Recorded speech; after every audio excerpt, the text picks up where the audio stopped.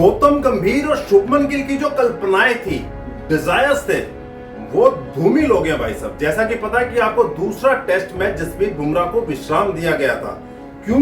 क्योंकि ये सोचा गया था कि इंग्लैंड में जब लॉर्ड्स का मैदान आएगा, जब तीसरा टेस्ट मैच हम खेलेंगे, वहां पर जो विकेट है ना भाई साहब, वो बिल्कुल हरी पट्टी होती है।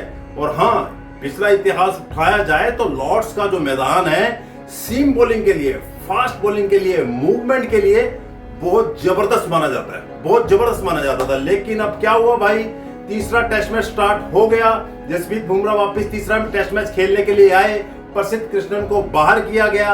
और अब क्या हुआ? अब ये हुआ कि ये बिल्कुल फ्लैट पिच है, बिल्कुल समतल पिच, इस विकेट के ऊपर कुछ है ही नहीं। लेकिन बात तो ये भी है कि लेकिन इंडियन बॉलर्स ने यहाँ पे जबरदस्त बॉलिंग की है। जहां पहले दो टेस्ट मैच में बेन स्टोक्स ने टॉस जीती और इंडिया को पहले बैटिंग दी, लेकिन इस टेस्ट मैच में पहले टॉस जीतकर बैटिंग खुद करने के लिए आ गया।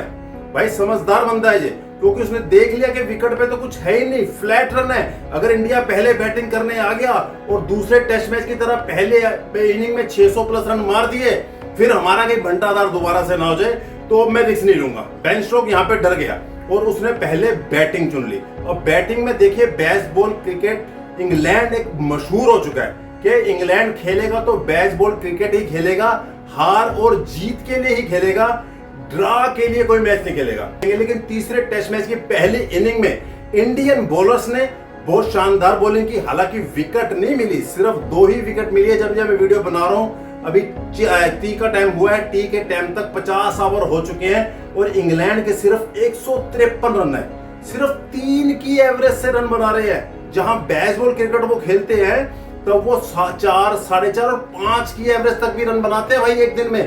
पहले दिन में 400 रन तक पहुंच जाते हैं इंग्लैंड के प्लेयर्स। लेकिन आज जो लॉर्ड्स की पिच है, लॉर्ड्स का जो मैदान है, समतल पिच होने के बावजूद भाई सब कुछ जलवा नहीं बिका।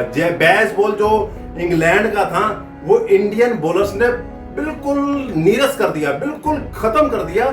शुभमन गिल जो रूट के पास जाके बोल रहे थे, why are you playing boring game, कह रहे बोरिंग प्लेयर क्यों खेल रहा भाई, तुम तो बेसबॉल खेलती हो। मोहम्मद सिराज जाके ओली पॉप को बोल रहा है कि वेयर इज बेसबॉल, बेसबॉल खेलना क्या हो गया।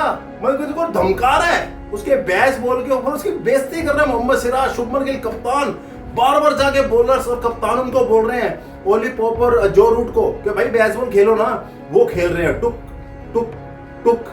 तो इतना स्लो क्रिकेट, इतना स्लो क्रिकेट लॉर्ड्स के मैदान में। तो यही कह रहा हूं मैं, यहीं पे भविष्यवाणी खराब हुई आपका गौतम गंभीर और शुभमन गिल ने। के सोचा क्या था कि हमारी पेस बैटरी जब जाएगी लॉर्ड्स के मैदान की हरी पिच के ऊपर, वहां तहलका मचा देंगे, तबाही मचा देंगे। जहां दूसरे टेस्ट मैच में आपका मोहम्मद सिराज और आकाशदीप ने तबाही मचाई थी, 2 भाई, दोनों तो भाई, तो कह रहे थे कि भाई तीसरे मैच में तो तीसरा भाई भी आ जाएगा और सबसे बड़ा भाई है वो सबसे खतरनाक है, जसप्रीत बुमराह। लेकिन हुआ क्या, हमारे पेस बॉलरों को विकेट ही नहीं मिली। और शुभमन गिल ने गलती क्या की, उसको देखना चाहिए था कि यहाँ पे सीम बॉलिंग को मूवमेंट है ही नहीं।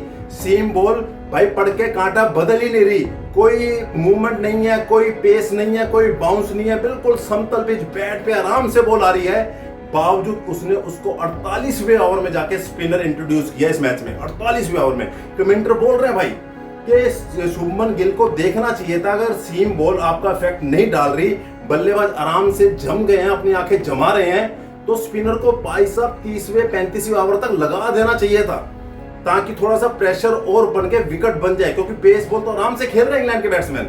यहाँ पे शुभमन गिल गलती कर गए कि उन्होंने 48वें ओवर में जाकर रविंद्र जडेजा को पहला ओवर दिया और टी से पहले एक ओवर आपका वाशिंगटन सुंदर ने कराया, उसके बाद टी हो गई। आखिरी टी से पहले 2 ओवर स्पिनर ने किए, 48 ओवर और 49 ओवर, उससे पहले कोई भी ओवर नहीं करवाया, बावजूद इसके कि पेस सीम बॉलर्स को विकेट नहीं मिल रही। अब मैच किस और करवट बदलता है ये कोई नहीं जानता। क्या हमारे स्पिनर्स जादू बखेरेंगे, सीम बॉलिंग तो फेल होगी। अगर स्पिनर ने जादू बखेर दिया, क्या फिर हमारे बैट्समैन दोबारा से इंग्लैंड के ऊपर धावा बोल के बड़ा स्कोर बनाएंगे। और चौथी इनिंग अब इंडिया को खेलनी है, इंग्लैंड को नहीं खेलनी, इसका भी ध्यान रखना है। अब क्या हो सकता है इस मैच का कुछ नहीं पता, लेकिन भविष्यवाणी शुभमन गिल की गई, बुमराह तीसरे में आएंगे टेस्ट मैच में और तहलका मचा देंगे, वो सारी चीजें फुस हो गई।